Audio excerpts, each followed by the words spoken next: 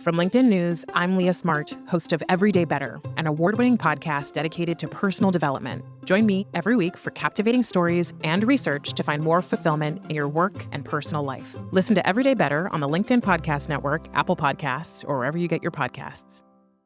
Did you know that small and medium businesses make up 98% of the global economy, but most B2B marketers still treat them as a one-size-fits-all?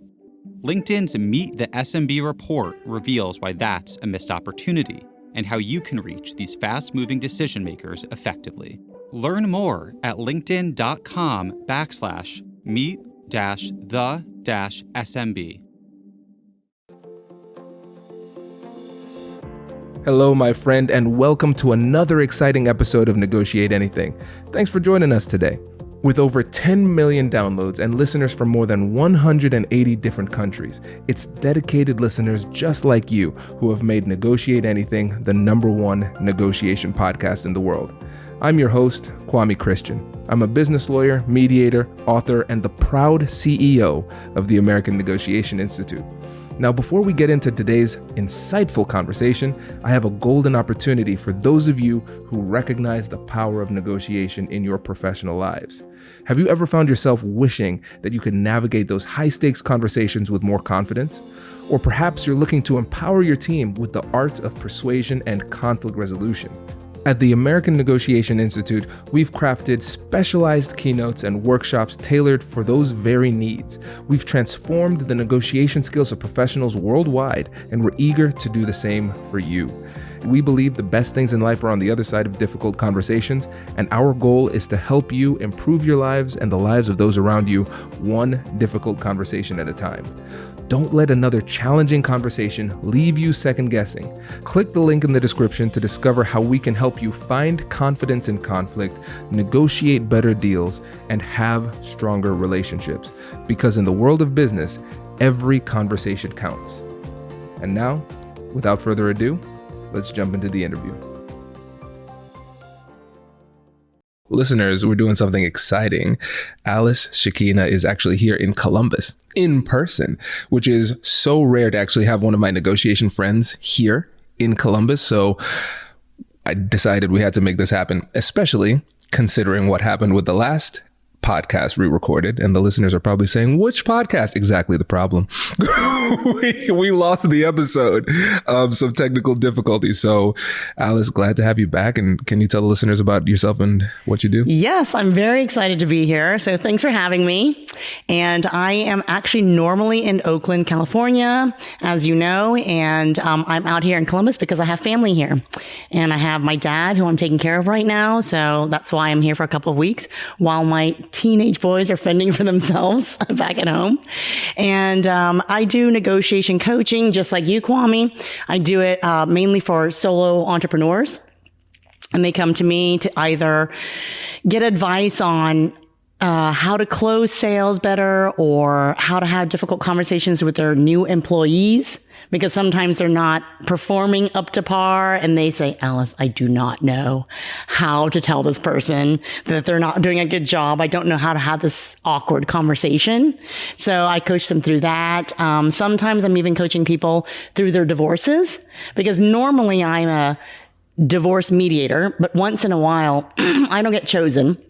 And so then what happens is the person who wanted to use me but couldn't will re-approach me and say, hey, Alice, maybe I can use you as like help negotiating my divorce. And so then I come in not as an attorney, because I'm not an attorney, but just as a coach to say, here's how you typically negotiate things. Here are some strategies. Think about what you want. Think about what your soon-to-be ex might want. Figure out what things are tradable.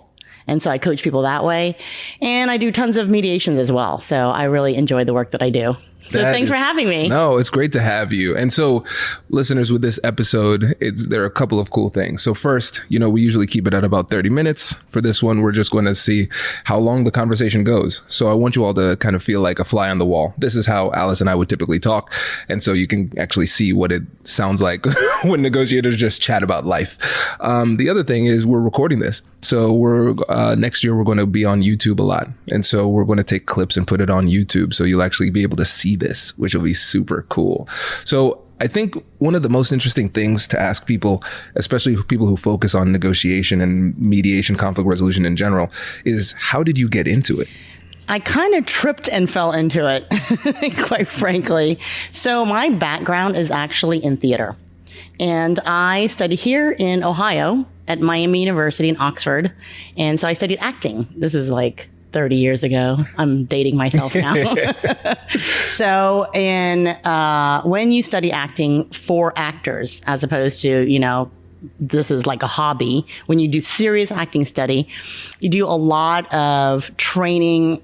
Like you want to be able to see what is actually going on emotionally with your acting partner. Mm-hmm. So the very first stages of theater training is not about, here's a role and I'm going to play this part and you're going to play this part. It's literally breaking it down to just humans. Two humans interacting, and I look at your face and I think, oh, right now you're looking like you're curious. Yeah. Or right now, and so we learn how to read very fleeting sort of like emotions. That emotions come and go really quickly. So we have to learn to do that. So that's like my background. Then I went on to sort of do theater and subsidize theater by being a graphic designer. And then eventually, I would say many, many years later, I got a part-time job with a company where you deal with host families and au pairs. And a small part of that job was mediating between the host families and the au pairs.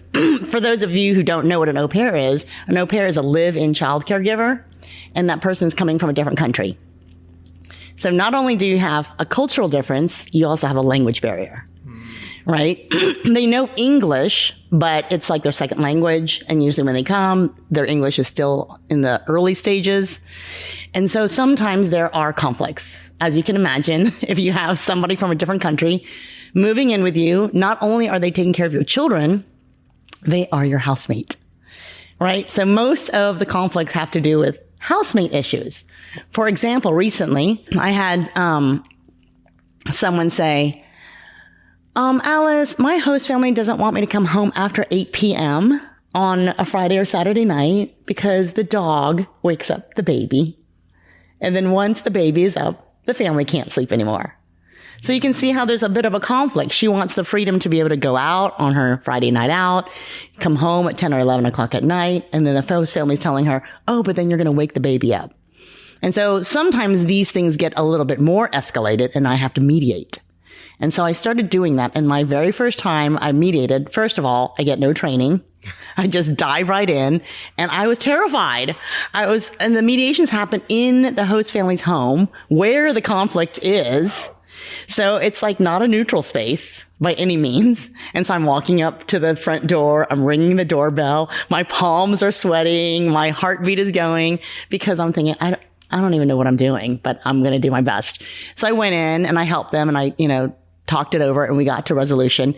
And after doing several of these, I recognized I am pretty good at this. I had no idea. It was like a secret talent that I never knew I had. And so, I started doing that.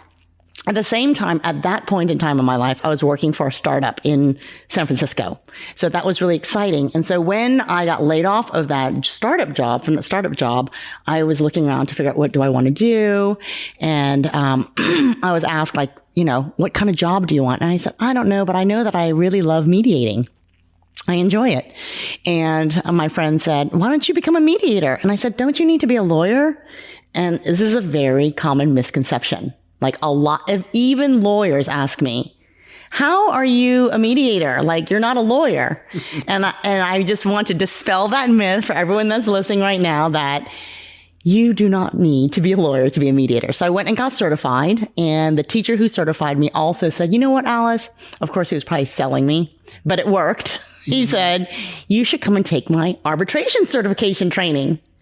So I did both of those around the same time. So I'm a certified mediator and a certified arbitrator. And I have done a few arbitrations. Wow. And I've been called Your Honor,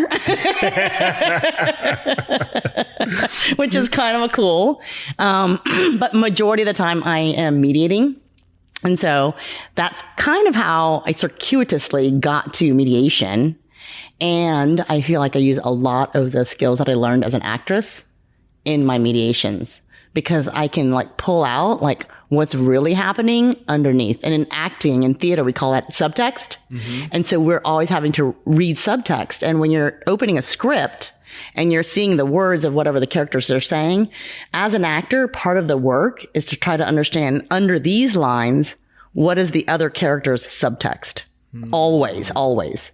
And so when I'm mediating, it's the same thing. It's trying to understand, like, what's happening, like what's really going on underneath the words. And here's the scenario, but what the scenario that's really in front of you is not the real scenario. It's usually some other scenario that's like hidden. What's the background agenda? So like, really, I like in both in negotiation and mediation is to uncover that secret. Yes. Oh, that's good. There's so much to delve into, but I want to focus on subtext. That's really interesting. So can you give an example of a mediation that you had, of course, honoring confidentiality and everything, where subtext really was the thing that got you across the finish line? Yes. So there's two things I'm going to talk about, the subtext, but also changing the perspective. So there's two things that's sort of the magic of mediation is like someone's laser focused on like point A, and I'll be like, look at point B. And, and I slightly shift it and everything magically moves. But let me back up to subtext. So I had a mediation where the woman came in and it was not quite a divorce mediation. It was a maybe we might divorce mediation. So she came into the room with her husband, and the first declaration she made to me and her husband was, if we don't settle this issue in mediation, I'm going to ask for a divorce. So that was like clearly on the table. But she said, but I want to work it out. That's why I'm here. And then we went on to have a 2-hour discussion in which she fought very hard not to get to a resolution. Like, she made her demand very, very high. And he, typically in negotiations, you have like a midpoint. So Kwame, you ask for something, I ask for something else, particularly when it's money related. You always have your eye for the midpoint. What is the midpoint? And so in looking at her demand and what his demand was, he started moving up and he went way past the midpoint, and she never moved. She never negotiated. She just stayed on her position the whole entire time. And I thought to myself, okay, there's something really strange going on here, because there's like no negotiation. The only person negotiating is the husband. And he's trying to save the marriage, and he's moving closer and closer and closer to her demand. And so I thought, okay, something else is going on, and I have to figure out what it is, because I'm the only person like with the objective lens to be able to figure out what's really happening. So we went through the 2 hours, didn't really get very far. So then I stopped it and I said, okay, let me make sure that I understand. So I have to lay out the scenario so everyone can see what I'm seeing, right? Even though we were all present, I need to paint the picture from Alice's perspective. So then I said, okay, so let me make sure that I understand what's happening. When you came in here, you said to the both of us, if this mediation does not resolve, I'm going to ask for a divorce. Subsequently, for the past 2 hours, you have prevented any sort of resolution from occurring. I said, so I have one question for you. If your husband were to give you absolutely everything you asked for today in this mediation, he said yes, and you got 100% of whatever it is that you asked for, would you be happy? And there was the longest silence on the earth. It was like probably 30 to 45 seconds, and probably felt like an eternity to both of them. And as a mediator, I love using that silence as a tool. So I just let it hang there, and I just sat there and I waited. And I could tell that the reason why it was silent for so long is because she actually had never thought of it, and she was thinking about it. And she said,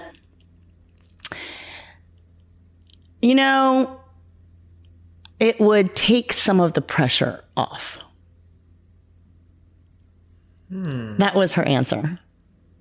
At which point, the husband said, thank you very much, Alice, for the mediation. I'm going to go call my lawyer now. Wow. So I think it wasn't so much that it exploded. I think I uncovered like some like real things, right? Perhaps, and I'm just guessing, perhaps she was hoping to make it so it looked like he was the cause of the divorce because he wasn't, giving in to her. And perhaps she didn't want to admit to herself that she really didn't want this marriage. There's like a lot of stuff going on, but I had to uncover that little gem because up until then, they'd been going to couples counseling. And I believe, just by the context of what was happening, that the question the therapist was probably asking was, do you want to work on this marriage? And I believe the answer had been yes for both of them. But whether or not she would be happy was not asked. Hello, my friends. Before we get back to today's episode, I want to ask you a question. Have you ever wondered how to elevate your team's negotiation game and how you can help the folks on your team have better, difficult conversations? At the American Negotiation Institute, we offer transformative keynotes and workshops tailored to empower professionals with top-tier negotiation and conflict resolution skills. Whether it's a keynote for your next event or hands-on training for your team, we've got you covered. Don't just negotiate. Master the art with the American Negotiation Institute. Click the link in the description to find out more. Elevate, negotiate, and succeed. Small and medium businesses don't have time to waste, and neither do marketers trying to reach them. On LinkedIn, more SMB decision makers are actively looking for new solutions to help them grow, whether it's software or financial services. Our Meet the SMB report breaks down how these businesses buy and what really influences their choices. Learn more at linkedin.com/meet-the-SMB. That's linkedin.com/meet-the-SMB. So that's how I try to think of what the subtext is, because I was noticing there was a lot of subtext going on, right? With her saying, I'm not coming down. I'm not going to negotiate. I'm not going to compromise. All of that has subtext, which is, I'm ready for this marriage to be over. Yeah. But she never said it. And there was nothing that indicated that until I asked that question. It's fascinating. Yeah. And I think what this story shows is that a lot of times the traditional process of negotiation or mediation might have you go through these steps in a rigid type of dogmatic type of way, where you ask questions, you take people at their word to a certain extent, you trust but verify, you want objective evidence to substantiate these types of things. But I don't think there is enough focus on the art behind it, like the subtlety, right? And the thing is, with that example that you gave, it was all subtlety because if you just kept on going, the process would have said, hey, keep on pushing and keep on seeing if you could get them closer together. And you probably would have continued to get movement from the husband, but you wouldn't have been solving the actual problem. Right. And then similar to that, there was another one that was a landlord-tenant negotiation. And this is kind of like me reading the subtext, but at the same time changing people's perspectives to be able to rapidly move to a resolution. And so we were in court. It was like, we were all in court, and they have something called day of court mediation. Mm-hmm. So prior to going into the court, they were mediating. And the landlord came in with his attorney, and the two tenants were an adult. It was a mom and an adult daughter. And they went in to mediate it. And the landlord kind of was, bullying them, saying, if we go into court, I'm going to win. I'm going to ask for attorney's fees. Like you said, all these things. And then they left the room so that I could speak privately to the mom and the daughter. And they began to say, it's horrible. He's bullying us. He's been doing this entire time. It's really terrible, but we really want to stay here. And I was starting to read what is going on. I noticed the things that they were saying, how it was toxic and he was a horrible guy and that they'd been fighting, for the last 2 months. So for me, I'm already reading subtext. Some people are maybe just fact finding at the time, but I was already noticing there's something else going on, right? So then I changed their perspective by asking them, what is this conflict doing to your physical and mental and emotional health? And immediately they started to cry. And they listed so many things. They were having migraine headaches. They were having upset stomachs, lots of physical ailments. And they were crying multiple times a day. And they released all of this angst and upset that had been building up inside their bodies, causing them physical harm. And then my next question was, what would it take to remove yourself from this toxic environment? And the mom said, we need to move. Wow. Yes. And so I said, okay, when can you move? Can you pay the rent? And she said, we can move in 30 days. And I said, I don't want you to make an agreement that you can't keep. So can you really move in 30 days? Because typically sometimes people might need 60. She said, no, I have a place that we can move to. And so we can move. And I said, okay, what do you propose to do with rent? And she said, I will pay to the end of the month and we'll move. We can do it. And so I said, okay, are you sure? Because I don't want to put this thing together that you're going to feel like you're trapped later on. She said, no, I can do it. I got that done in 45 minutes. The lawyer and the landlord's jaws dropped when I went out to tell them after 45 minutes, by the way, they're moving in a month and they will pay you for the last month's rent. And then the lawyer said, what did you tell them? But I said, oh, I just did my little magic tricks in there. But then later, the tenants, even though they chose to move out in this mediated settlement agreement, right? Mm-hmm. She came to me and she said, you are an angel. Why? Because I changed her perspective. She realized if she doesn't have her health, she doesn't have anything. And that fight was not worth her health. Mm. Right? So it's not always about what do you want versus what do I want. Sometimes I need to just say, look over there. And there's something better over there. And that people don't necessarily see that just around the corner, there is something better that they just need to turn their heads and look at it.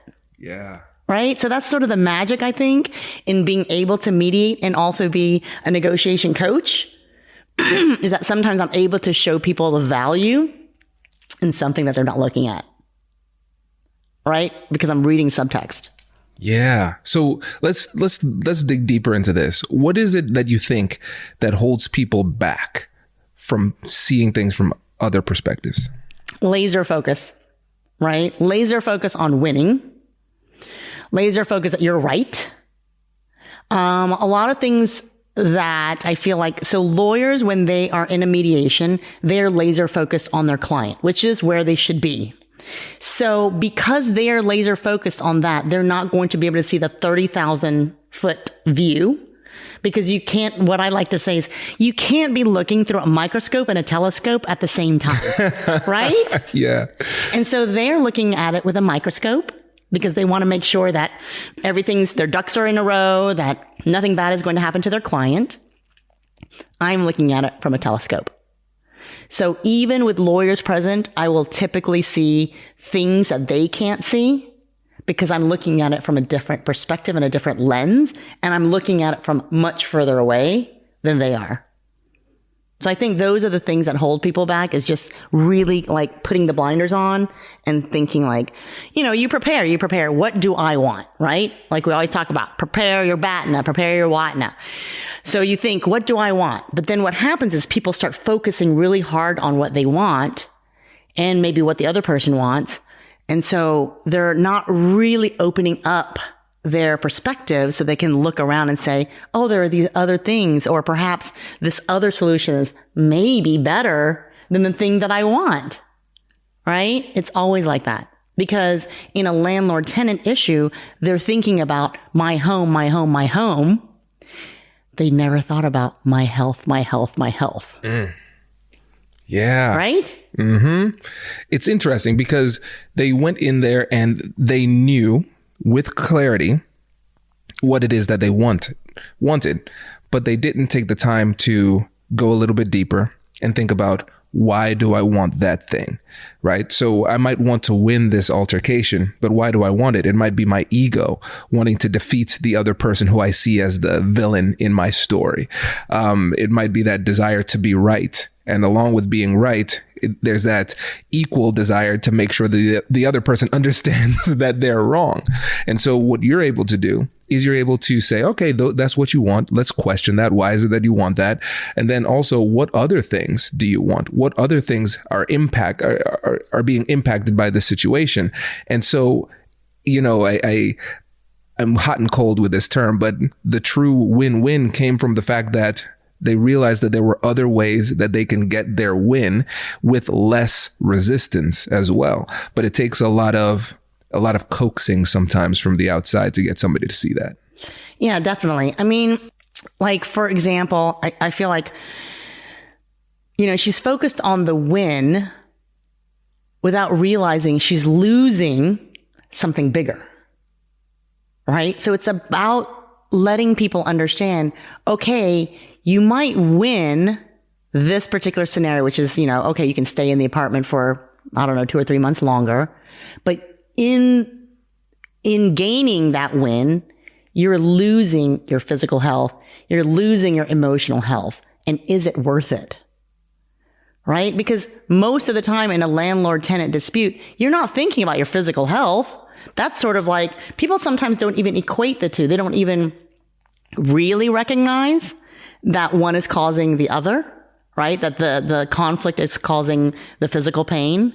They might just feel like, oh gosh, I've been suffering from these headaches all the time. And, I'm starting to get headaches and stomach aches and what have you. And I don't know what's going on.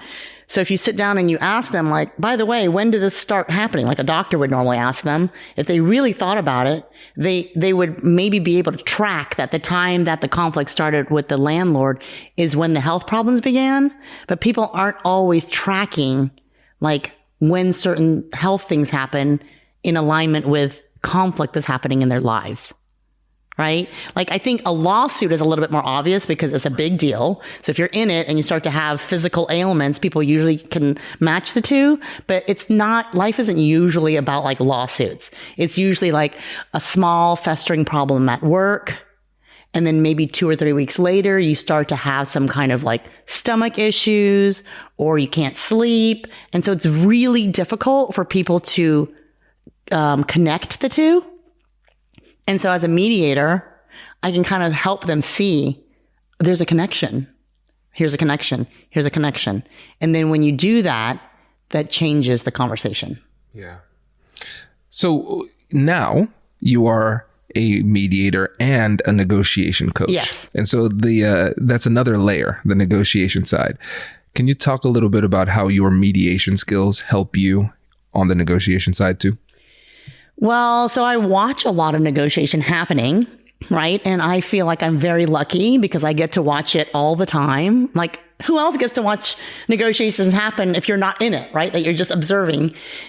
And I also get to watch a lot of lawyers negotiate because a lot of times they are in the mediations. And so I'm learning a lot of the skills as well as the training that I got previously. So I'm able to use like everything that I watch and everything that I see, and I put that into put it in my little pocket of negotiation tricks, right? Strategies that people use. I've done several personal injury cases, and that's a very different type of negotiation. That is like purely money, and it's about either the death of someone or it's about somebody getting injured. Right. And so those things are very interesting. And I use my mediation and person skills to be able to work with some of the clients who are like way, way out of range in terms of what they want because of the fact that either someone in their family got injured badly or killed by the police. And so, people have a lot of inflated, for whatever reason, they want justice. Everyone comes and says, I want justice. Unfortunately, in our justice system, as you probably know, Kwame, there's not that much justice. Okay. And so then I, as a communicator, have to be able to come to a place so that they can somehow hear the message that, hey, I know that your brother was very special to you. And even though he's gone, the reason why we can't get $50 million is because usually people can't hear it because they're like shrouded in their emotions of like loss and grief, right? But then you have to sort of talk to them to be able to explain to them like why the case is valued at this much. And usually this is coming from lawyers to me. So they will tell me, okay, Alice, tell them this is the reason why, but we need you to express to them. And so I'm mainly the communication person, right? And so then I will use those. So all of these things are sort of intertwined where I'm using my mediation skills into the negotiation. I'm using a lot of the negotiation with communication, and it's all tied together. Yeah, no, that makes a lot of sense. And there are definitely a lot of corollaries between the two skills. And I think about mediation a lot of times almost like a facilitated negotiation to a certain extent, right? So I'm in there trying to help them to negotiate effectively, understanding that they are here because they were not able to negotiate effectively, right? And when you think about the mentality and the mindset that's required to be a good mediator, what advantage does that mentality give you as a negotiator? I think that what it does is there's a lot of tools that the mediator uses, right? Just in trying to keep parties calm, in trying to make sure that the message is clear going from one side to the other. So then you just take those same skills and transfer it so that when you're a negotiator, you always remind yourself, like, I think in negotiation, quite frankly, self-awareness is key. Like so incredibly critical, because you need to know, when am I getting triggered? When am I getting frustrated? When am I getting offended? Right? Like you have to almost have like two of you, one side, which is the real you, and the other side who is the observing you, saying, oh, Kwame, like you're kind of getting offended about that statement, or Kwame, like that just made you angry, right? Because without that little voice, it's very difficult to monitor what's happening. And whenever those things happen, because I deal a lot with people who get upset in divorce mediations, I'm very, very cognizant about the amygdala and what it is doing at all times. And so you want to be able to know in yourself as a negotiator when your amygdala just put the brakes on everything. And so if you don't have that self-awareness, then you think you're continuing to negotiate, but the amygdala is now triggered and you're actually not really doing a good job anymore. Mm-hmm. And so what I think is, as a mediator, you really hone those skills of like self-awareness and awareness of other people to be able to say, okay, something just happened. Your amygdala or my amygdala just got triggered. And now like the negotiation is not going to be as good. We need to take a break, or we need to, go into separate rooms, or something needs to happen. So I think in watching that with other people, you learn a lot, right? In my negotiation classes, we do a lot of role play. Not only do you learn from the role play, but you learn from observing. Right. You learn other people negotiate and you think, oh, that's a really great tool, or, oh, I never want to do that ever again. Right. So observation is a great teaching tool. So I feel like in a lot of ways, as a mediator, it really helps me hone my negotiation skills because I get to see what works and what doesn't work when other people do it. Yeah. Oh, yeah. It's a very unique perspective, being able to see difficult conversations. You see them go well, and then you also see them go poorly, and you can kind of reverse engineer what happened. And when you think about the difficult conversations that you have where you personally are in, where you might be in the conversation itself, how frequently, and if the answer is not very often, that's cool too. How frequently do emotions escalate to a point where it's like, oh, this is almost out of control? A lot less than it used to be honest. Because I'm, as a theater major, I'm very emotional, right? And that means I'm very passionate and I can get really angry. And so in relationships, I would say that I've gotten significantly better. I'm divorced because I didn't know these skills when I was married. So in my relationship now, I don't feel like I have as much conflict because now I have the skills that I did not have when I was married.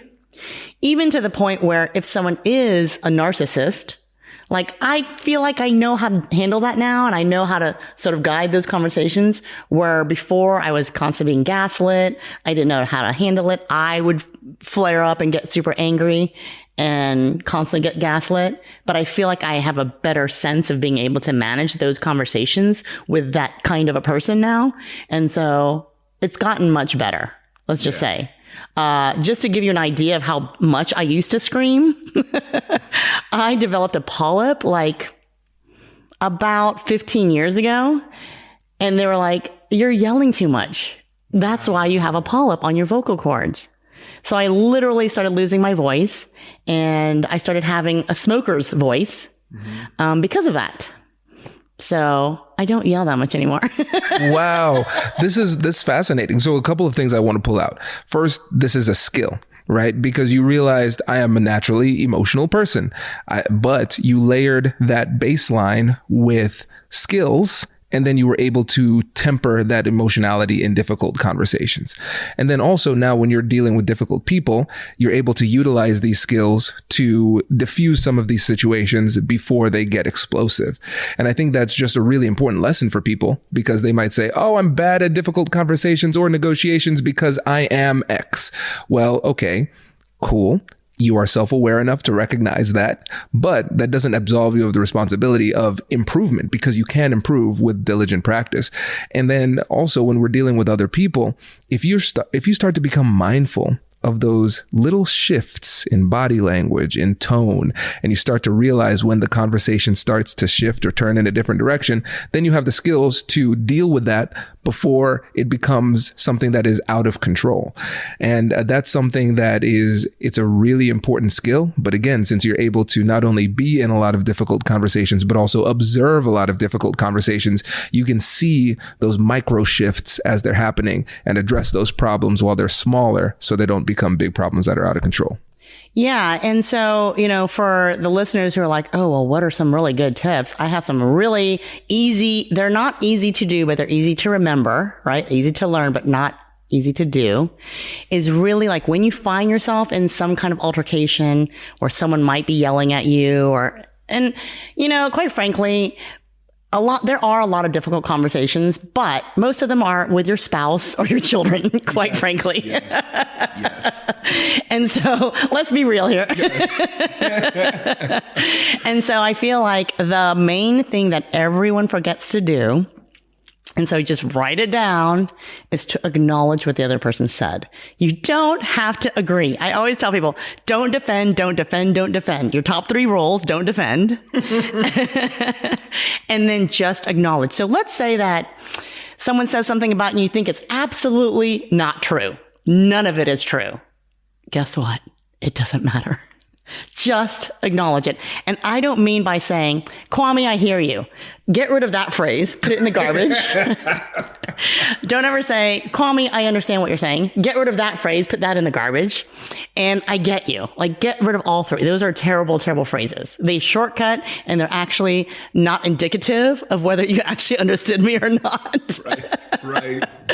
And so what you want to do is say, okay, let me make sure that I heard what you said. And then you repeat back the whole entire thing, including the details, because I do this work with other people and they have a tendency to repeat back a summary. Don't even repeat back a summary. Repeat back like every single thing, every little detail, because what will happen, the other person feels seen and heard, and they will relax. And their anger just significantly goes down to the point that it's visible to you. You're going to be like, wow, I reduced the anger in the room.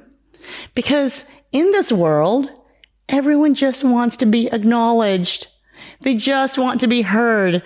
And so, it doesn't matter if you say something about me and I don't feel like it's true. If I at least acknowledge that you felt this way, that I did something against you or I was rude or what have you, even if I don't admit it, you will feel like I admitted it. I don't even have to say, oh, I agree with you, because I don't. Or, yes, that's true, because I don't think it's true. If I just say, this is what you feel about me.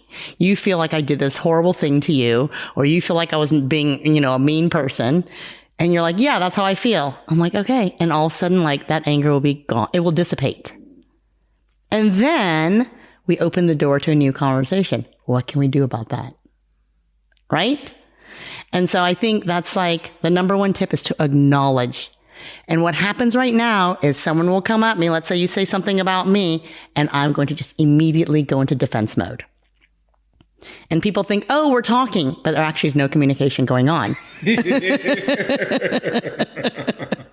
And sometimes this can go on for like hours. Yes. And you think you're being very articulate and everyone thinks they're hearing each other, but actually everyone just wants acknowledgement. So even if you're totally in the wrong, it doesn't matter. Just acknowledge it and then you can go on from there. It's like this magic pill. And I want to give everyone this little pill to say, just take the pill and go around and acknowledge everyone all day long. And you will suddenly find that you have a lot less conflict in your life. Mm-hmm. And even with your children. Yeah. Right? And the other thing too, and this happened earlier, this happened yesterday, is to, if you feel like, obviously you knowing how to actively listen, we all want to practice active listening. However, sometimes the other person is the person who is not actively listening, right? Mm-hmm. And so here's a really good trick. Ask them to repeat back what it is that they heard. Because 9 times out of 10, they did not process everything or anything that you said. And there's a little echo chamber sitting somewhere inside their brain where your words are still bouncing around but have not yet been processed. And so then when they repeat that back to you, they actually process it. Right? And so this happened yesterday. So I have a 17-year-old and a 14-year-old boy who are at home while I'm here. They're in California. My 14-year-old spilled a bunch of cooked rice on the floor, and he cleaned it up 3 times. So he felt like, I did my job. I cleaned it up 3 times. So my older son said, there's still rice on the floor. You need to clean it up again. Do it again. And so then there was a fight. Right? My older son is like, I'm not doing his job. This is his job. He spilled the rice. He should be responsible. And the younger son said, I did my job. I did it 3 times. Why do I need to listen to you? Right? So wisely, instead of getting to a physical fight, which they have done in the past, my older son called me and said, Mom, he's not cleaning the rice. And so I explained to him, I said, first of all, please listen. So I took a moment. I said, listen, and I let there be silence. And I was hoping, Kwame, that by giving him that silence, he would actually hear me. But I don't think it worked. But here's what I said. I said, I understand there's still rice on the floor, and I understand that your brother does not want to clean it up. But here's the thing. He's 3 years younger than you. So he's going to do a job 3 years worse than you. Mm-hmm. And he said, oh, but I did the same thing when I was his age and I cleaned it up and he had all these arguments. And so I tried to convince him and I said, but you're not hearing me. You're not hearing me. Yes, I am. Yes, I am. So I said to him, suddenly I was like, okay, I need some tools here. So I went into my negotiation toolbox and I said, what exactly did you hear? And he said, well, I heard you say that I have to clean it up after him and that you want me to do it. And he was struggling to figure out what I had said because he wasn't really listening. And then he paused. And then I think for the first time in the echo chamber, there were some additional words. And he went into the echo chamber and came back out and said, and then you said something about, I'm 3 years older than him, so I'm going to be better at cleaning it up. And I could tell that as he was saying those words, it was the first time he processed it. Because suddenly his attitude changed.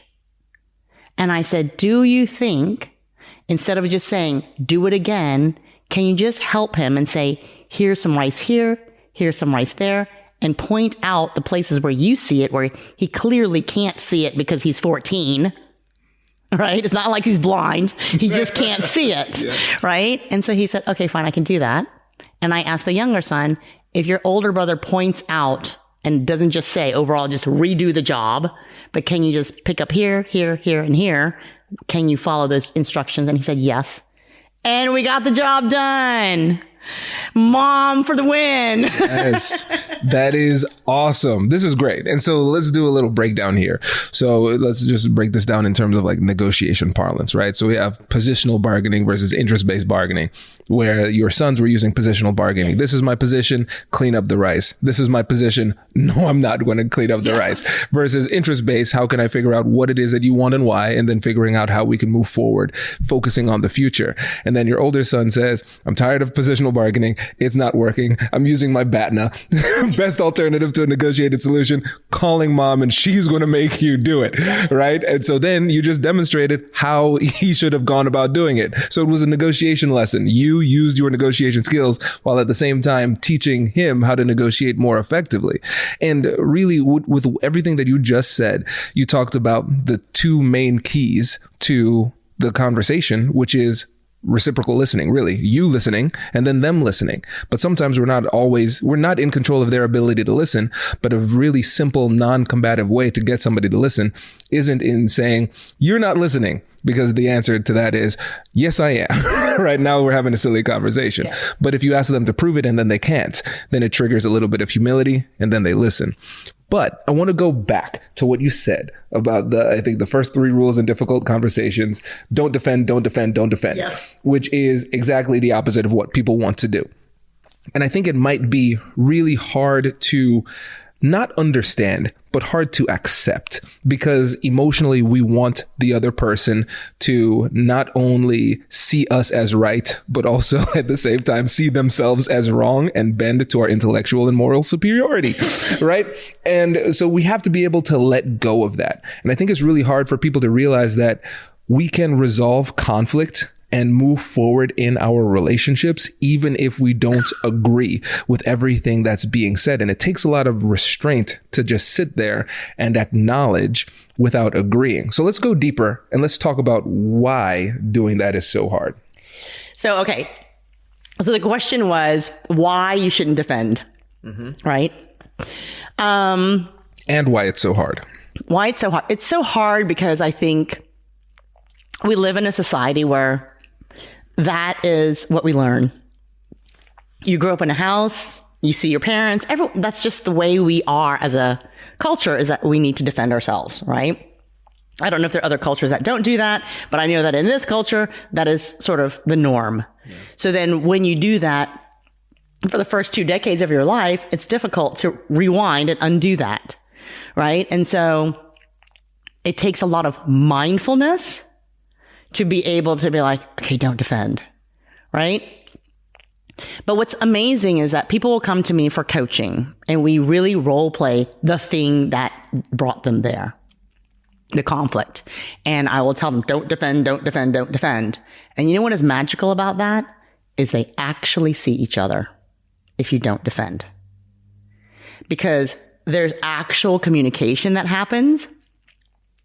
And so what happens is, by not defending, you keep the amygdala from getting triggered, right? Even if yours might be getting triggered, if you try really hard to stay focused on the conversation, that logical side is going to override the emotional part. So even initially, you might be like, I want to defend myself because this is so messed up.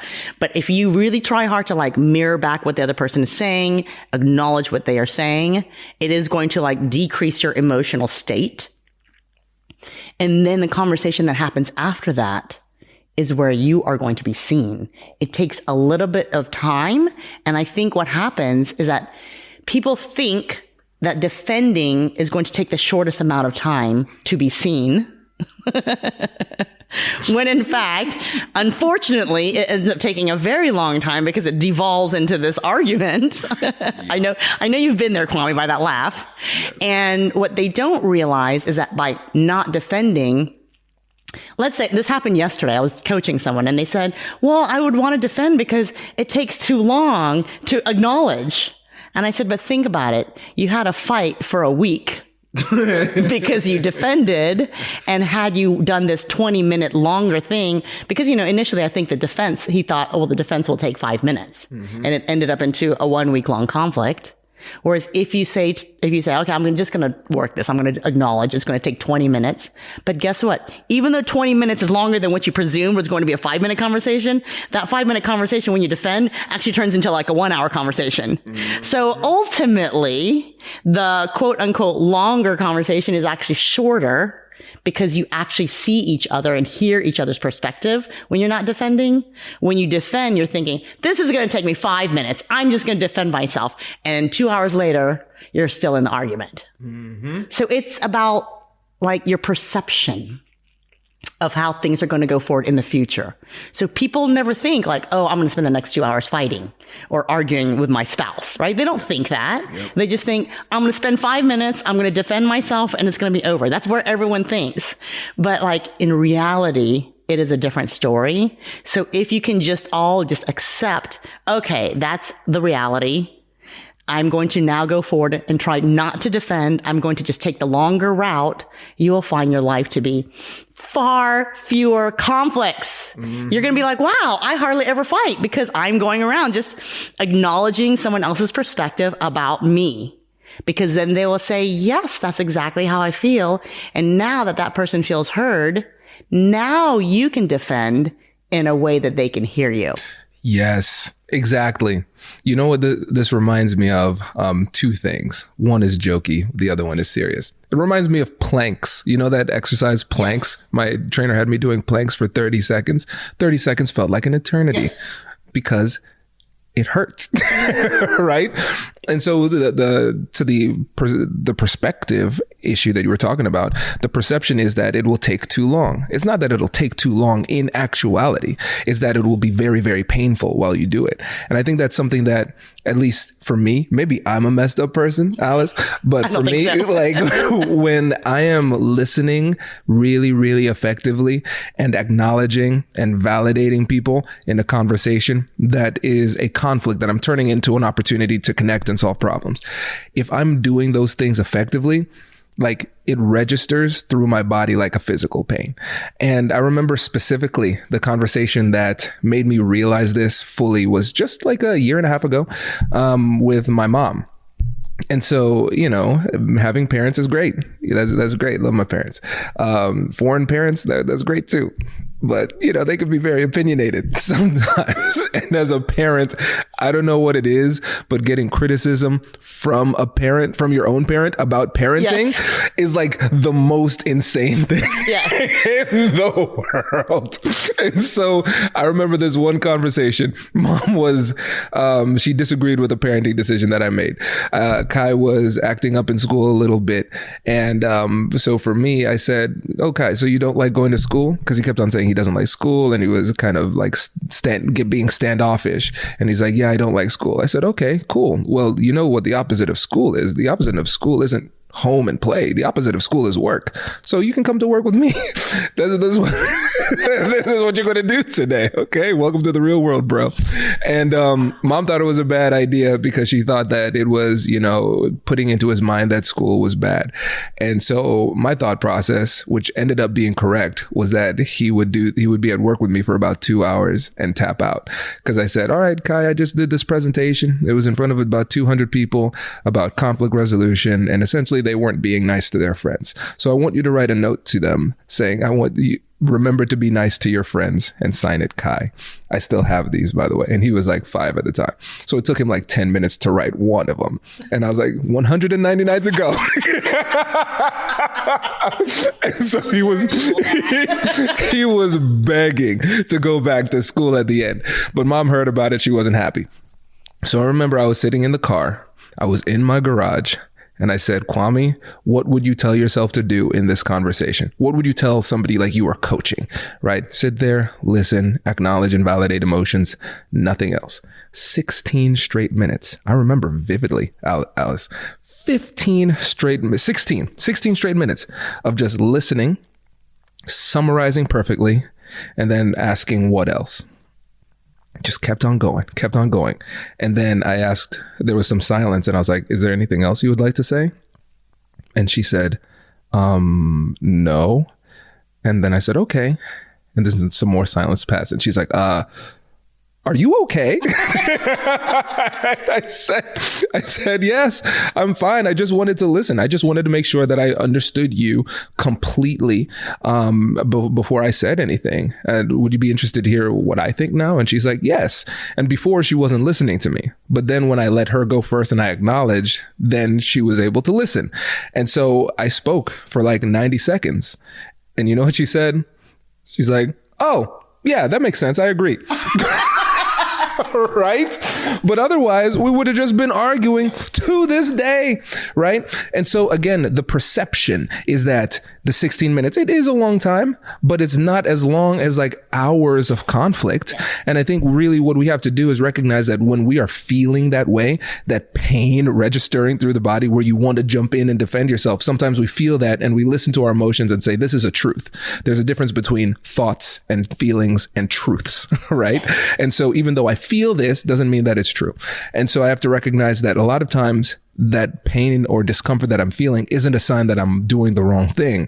Sometimes it's a sign that you're using the right strategies and skills, but it's just hard to do. It is hard to do. Nobody wants to just sit there and not defend, but you will have a lot shorter of a conversation if you don't do it, if you don't defend, and you'll get to a resolution, and it'll be a resolution that you feel feels good to you, right? Like your mom was like, okay, great, right? Mm-hmm. But then my question to you is, why was your son not wanting to go to school? Did you ask him? Yeah. So one of the things that he struggled with at that time, and I realize I struggle with it too, is transitions. So if he's playing, he's really in the mood of playing.